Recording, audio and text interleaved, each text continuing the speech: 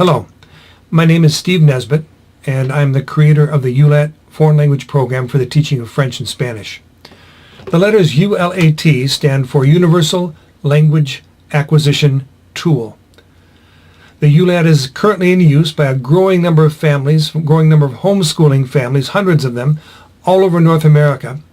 In fact, the Ulat recently was awarded by the magazine Practical Homeschooling with their 2018 iLearn Award as the leading online interactive foreign language program in terms of user satisfaction.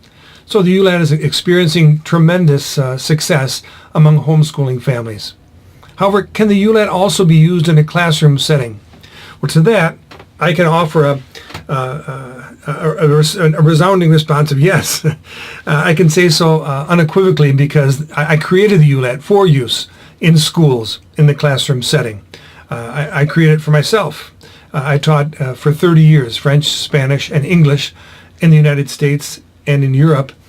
And as I did so, the Ulat was the curriculum that I leaned on as I worked with my students.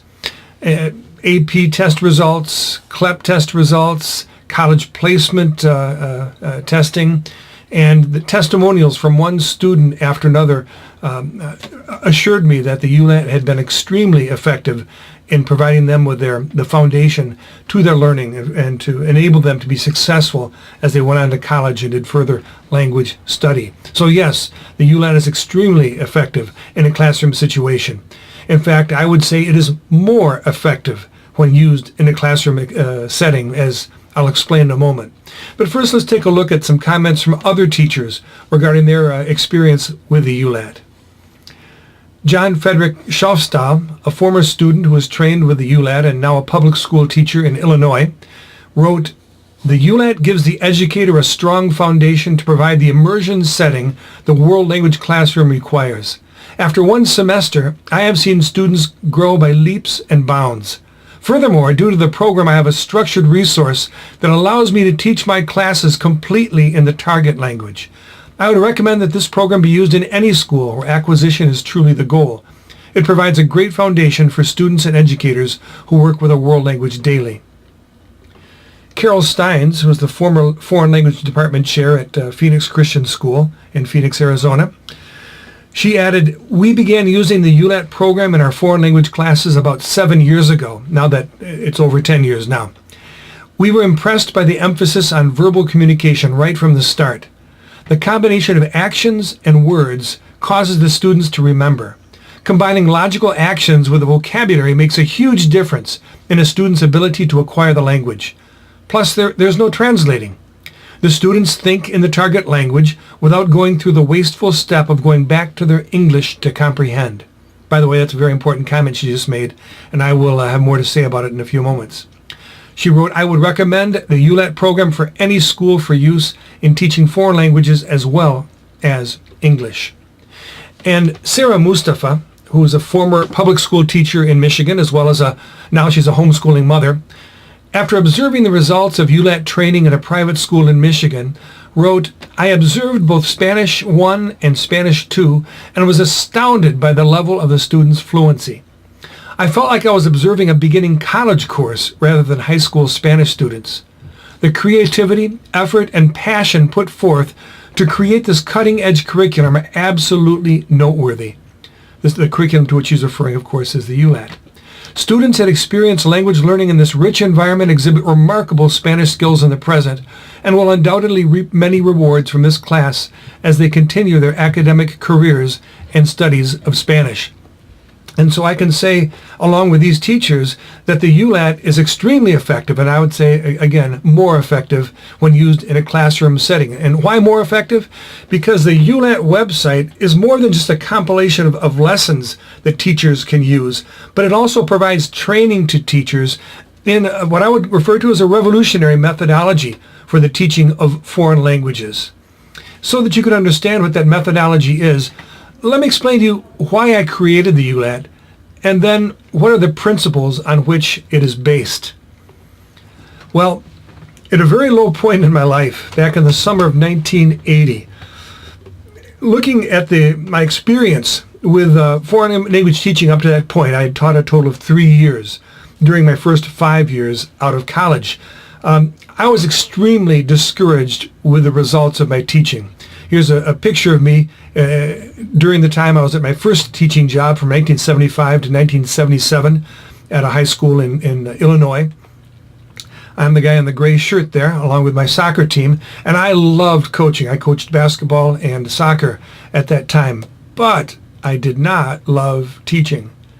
The problem was I looked at my students, I listened to my students, and as I heard them speaking or attempting to speak French and Spanish, I recognized they were not truly speaking French and Spanish. They were speaking English. They were thinking in English and then trying to express themselves in what they thought were equivalent terms in French and Spanish. But the thought process was in English, and the results truly were atrocious. I was so discouraged by the results with my students, in fact, that I resigned from teaching twice. I left the profession twice during my first 5 years out of college. Now, what was so ineffective about the methods that I was using?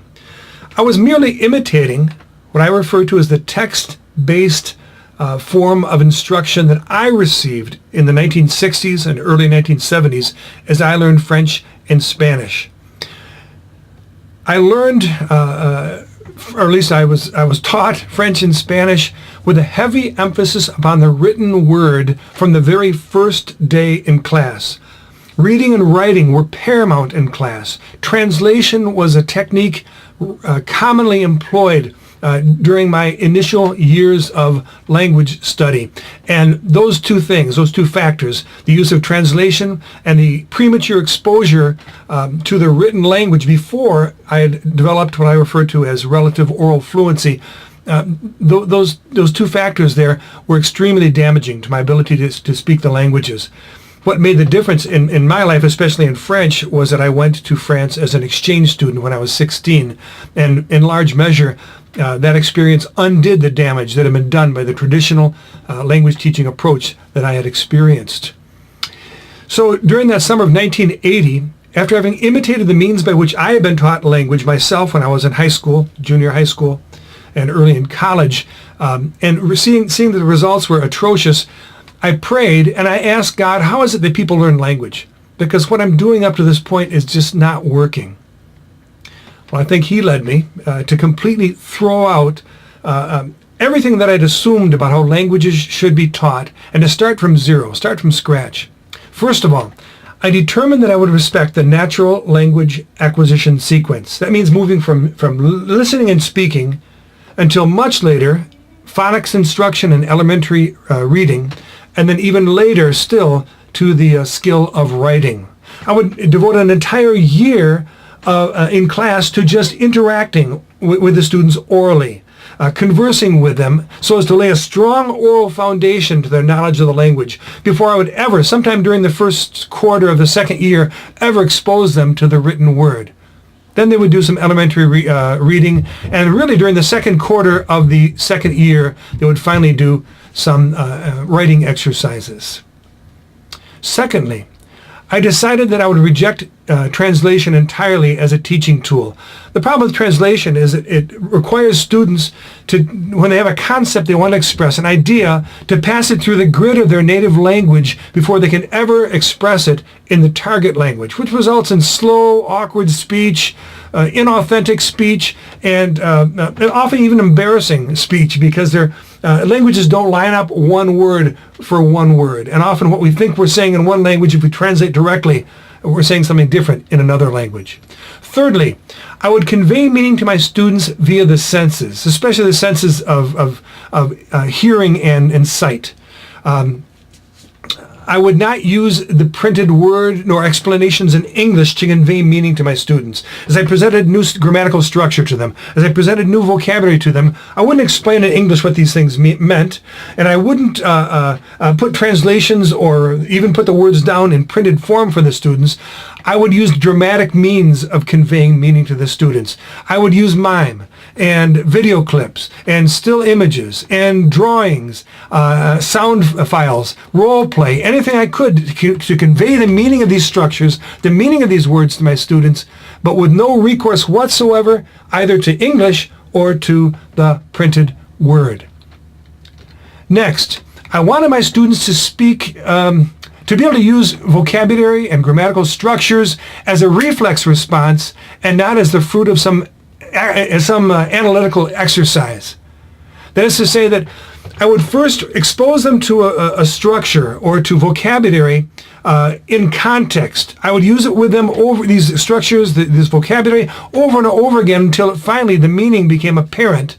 And then I would lead them to use these structures, use this vocabulary with me in conversation over and over and over again until finally their ability to use it had nothing to do with analyzing, remembering grammatical rules, verb conjugation charts, analyzing the structure of the language, but rather occurred as a reflex response. In essence, what I'm saying is I wanted my students to be able to use the language and actually speak it as opposed to merely being able to explain its structure to me. Fifthly, now this is important. This is a difficult one to explain, but try and catch this. This is very important. As vocabulary and grammar are, and they're of course very important for a first year, for any teacher. In the first year, the most important skill that the teacher needs to develop in the student is the ability to think as does a native speaker of the language that they're learning. Now, what do I mean by that? A native speaker thinks in terms of a three-step thought process, whereas someone who's been trained by a premature exposure to the written word and by translation and by explanations in his or her native language, that person thinks in a five-step thought process, not three like the native speaker. The native speaker first has an idea, a desire, a concept that they want to express.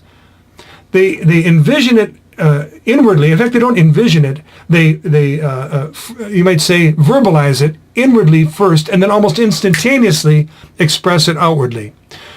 Someone who's been trained in the wrong fashion, who the mode of instruction that person has received has trained them to first have a concept, a desire, a thought, just like the native speaker, but then they envision it in terms of, they verbalize it inwardly in their native language, and then they envision it in terms of printed text, that's the third step, in their native language. Why do they do that? Well, it's because that was the mode of instruction they received. The only way they can access the new languages is by viewing the text that they must translate into the target language. The fourth step is that they translate that text in their mind from their native language to the new language, and then fifthly, they finally express themselves.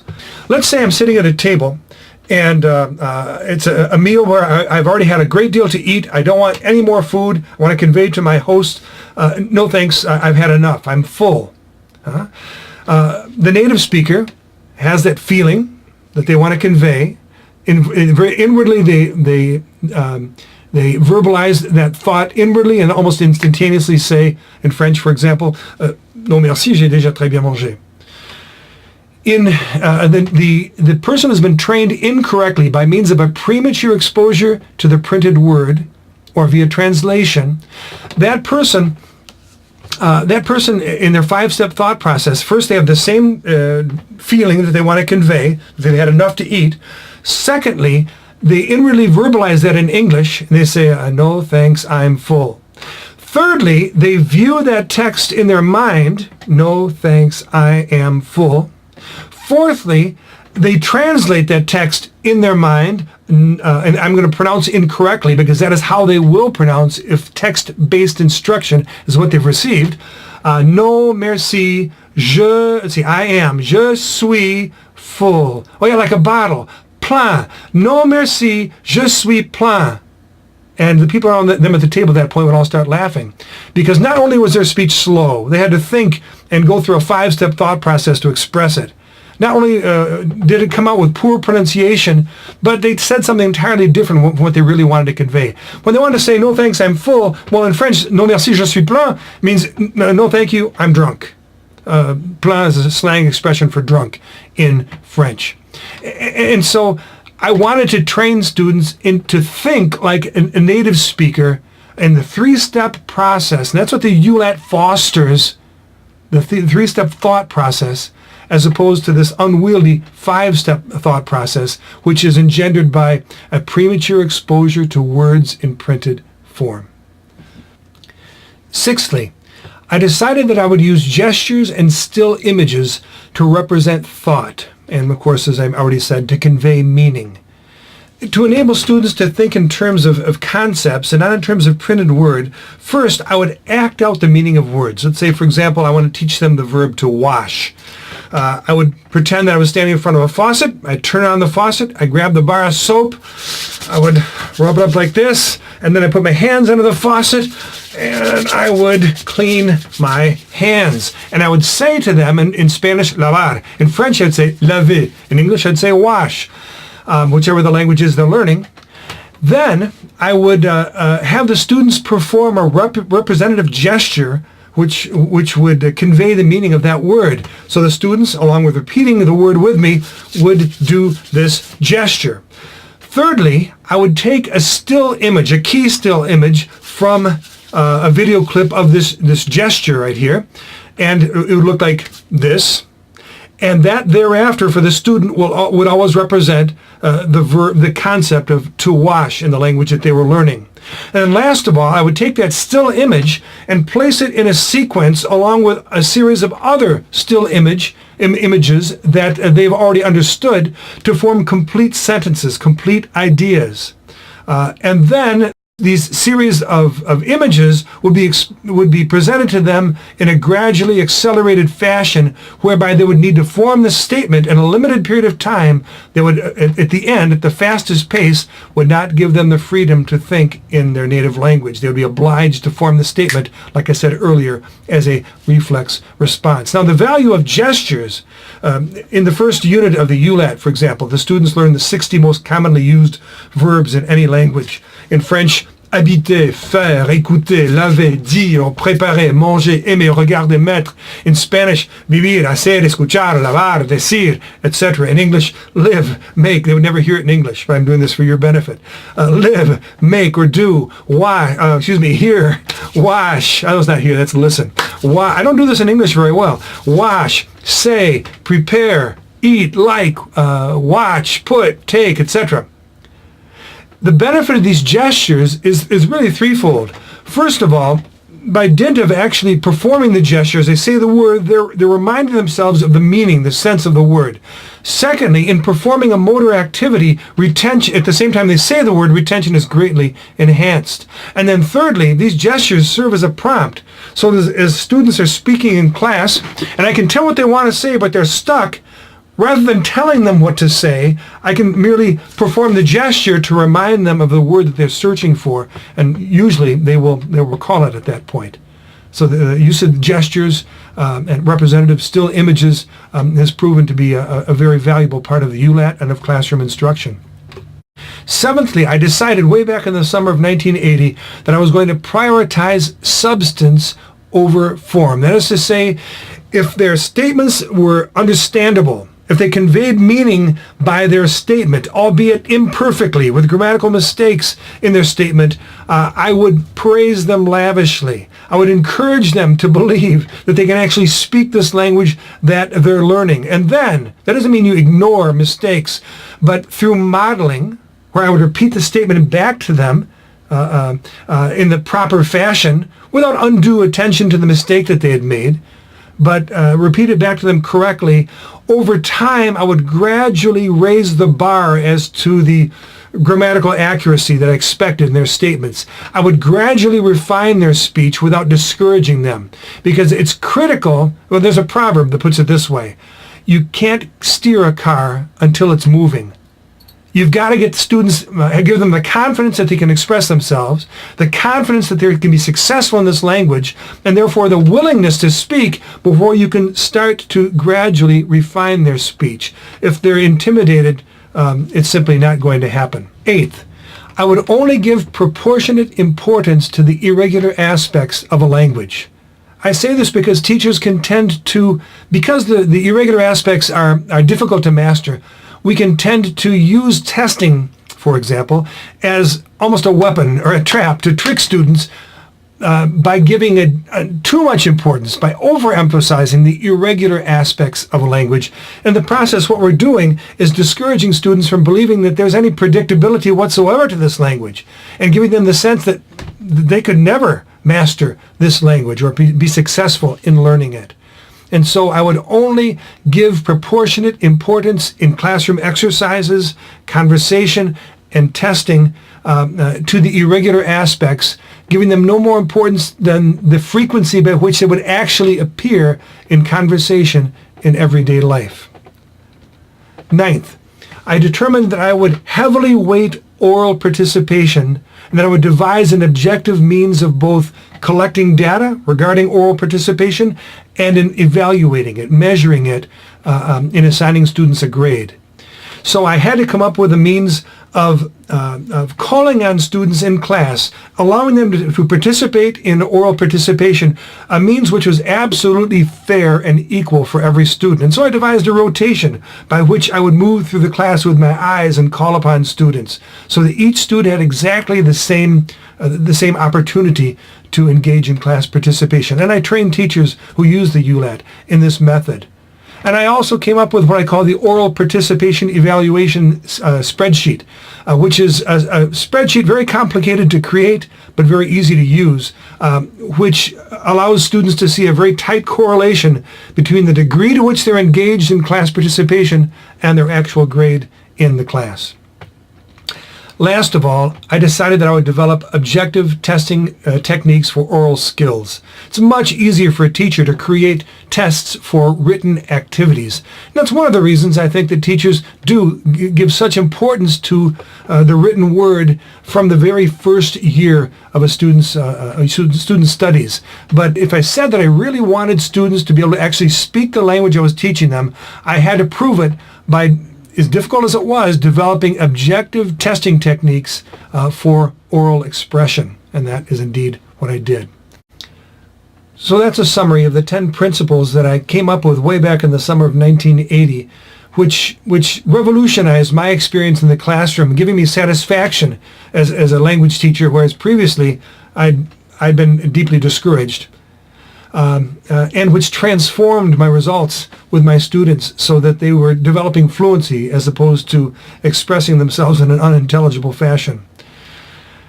If you're a parent who's watching this video because your child is about to be involved in a classroom where the Ulat is used, or more likely if you're a teacher who is interested in looking more deeply into using the possibility of using the Ulat program in your classroom and in receiving training in its use, here are some means by which you can get more information or even receive training.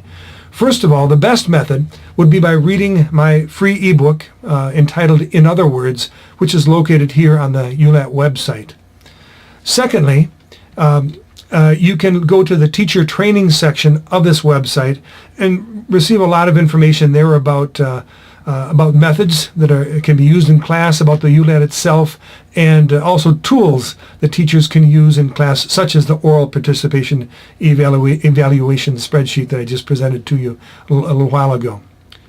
Thirdly, you can, and this is very simple for anyone, whether it be a student, a parent, or a teacher, you can just try out the first 15 lessons, which are free of charge and accessible without a username and password.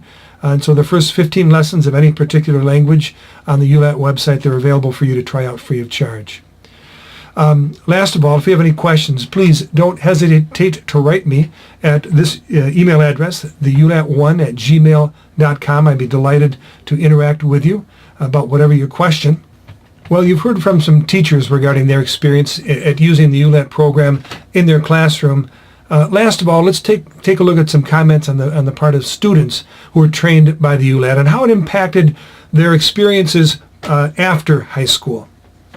First of all, this young woman attended a very well-known Christian university in the Midwest of the United States after high school and after having been trained in the Ulat program. And she wrote, "I entered college with the intent to be a Spanish major after having thoroughly enjoyed Spanish under Mr. Nesbitt," in other words, using the Ulat. "I was discouraged that the college-level teaching was not as rigorous and helpful as what I'd experienced in high school and ended up dropping the major due to frustration.